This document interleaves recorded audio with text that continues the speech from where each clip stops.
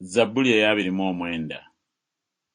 Mumuwe Mukama mu abaana b'abazira, mumuwe Mukama ekitiibwa n'amaanyi, mumuwe Mukama ekitiibwa erinnya lye kye lisaanira, mumusinze Mukama mu butuukirivu obuwooma. Eddoboozi lya Mukama liri ku mazzi, Katonda ow'ekitiibwa abwatuka, ye Mukama ku mazzi amangi. Eddoboozi lya Mukama ly'amaanyi, eddoboozi lya Mukama lijjudde ekitiibwa. Eddoboozi lya Mukama limenya emivule, weewaawo Mukama amenyaamenya emivule gya Lebanooni. Era agizinyisa ng'ennyana, Lebanooni ne Siriyooni ng'ennyana y'embogo. Eddoboozi lya Mukama lyawula ennimi ez'omuliro. Eddoboozi lya Mukama likankanya eddungu, Mukama akankanya eddungu lya Kadesi.